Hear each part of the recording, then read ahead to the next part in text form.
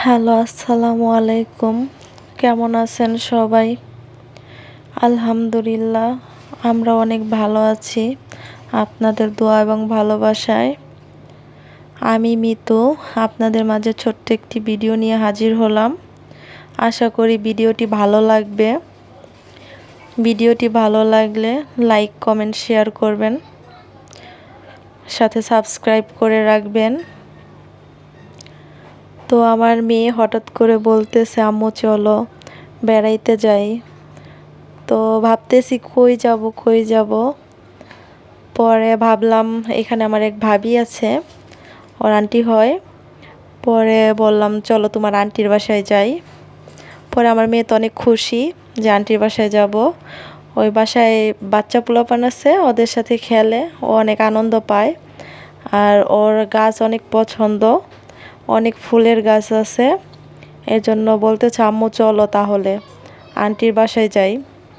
ওই বাসায় গেলে অনেক আনন্দ করে, অনেক খেলাধুলা করে।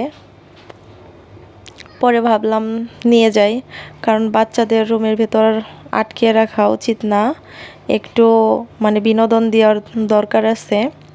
ও সারাক্ষণ রুমের ভিতরেই থাকে, রুম থেকে বের হয় না। এর জন্য ভাবলাম চলো যাই,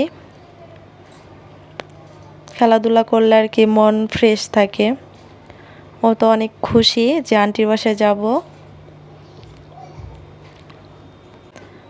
আমার মেয়ের মাঝে আবার বলতেছে যে আম্মু আন্টির বাসায় যাব, তুমি আমাকে ভিডিও করে দিবা। পরে ভাবলাম ঠিক আছে, ভিডিও করে দিব। তো চলেন আপনাদের সাথে শেয়ার করি। আরেক কথা, আজকে কিন্তু আমার 10,000 সাবস্ক্রাইবার ডান আপনাদের জন্য। এই তো আমরা যাচ্ছি।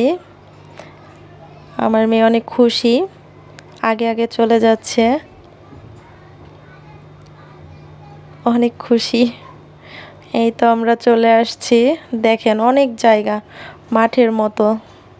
এখানে অনেক ফুল গাছ আছে, খেলাধুলার জায়গা অনেক, এর জন্য আর কি খুশিও, এখানে আসতে চাই সব সময়।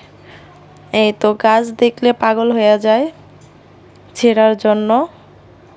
আর মেন হচ্ছে এই যে গাছটার জন্য আসে, এই বাসায় আসার জন্য এত পাগল। লজ্জাবতী ফুল গাছ, এটা ধরলে বন্ধ হয়ে যায় পাতা, ও অনেক খুশি হয়, আনন্দ পায়। বারবার বলছিল এই যে রোদে তাকাইতেই পারে না, বলতেছিল আম্মু ফুল ছিঁড়ি। পরে আমি বলছি না, ফুল ছিঁড়লে আর আসবো না। পরে এই যে দেখেন অনেক রোদের মধ্যে আসছি।